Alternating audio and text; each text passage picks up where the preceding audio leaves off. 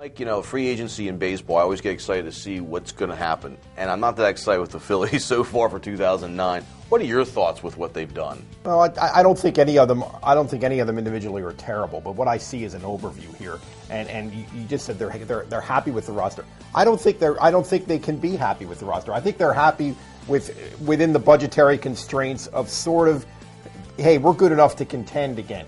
This nucleus, Utley, Rollins, Hamels, etc., is good enough of a nucleus that you could build around them and create a great team. Yes.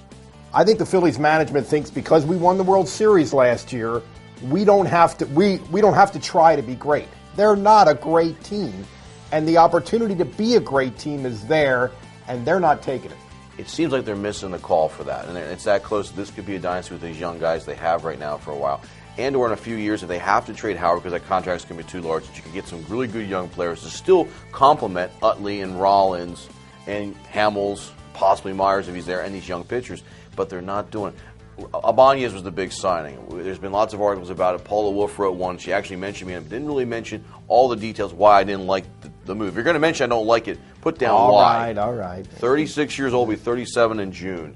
He's got good career numbers, but against lefties, only had one good year. 268 career, Mike. I just don't think that getting another left-handed hitter in that lineup is a smart move. It really screws up the flexibility of that lineup. It certainly doesn't make them better, and it's not like he was a bargain. They're saving a little money over what it probably would have cost to keep Burrow, but not enough to not nearly enough to justify the difference between the two players. Unless we're talking about saving $1 million here and there, that's the priority. If that's the priority, then Phillies fans should be upset. If the priority is to try to be great, then this is a bad move, and fans should be upset about that. Yeah, I feel the same way. I like bringing back Moyer, but Chan-Ho Park was another sign they just made, and I'm like, I don't see that. How does Chan-Ho Park make you better? No. I mean, it's just again, we don't want to. I don't want to say that Ruben Amaro is an idiot, and we're not going to go nuts about this, but there's an opportunity here to be great. And just because you won the World Series doesn't mean you're great. Doesn't mean you're a great team.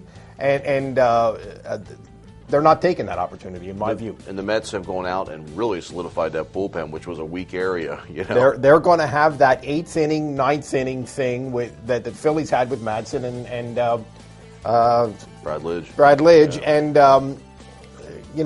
that was a huge weakness for the Mets last year, and the Phillies barely beat them in the division anyway. Not thinking big enough, in my view. The Phillies. What you're saying, it could be another 28 years before we see a World Series with the Oh, Phillies. well, now let's not go nuts. Now you're going nuts, Starkey. Let's not go nuts. But I'm talking about from last year to next year, I'm not excited about what I've seen to this point.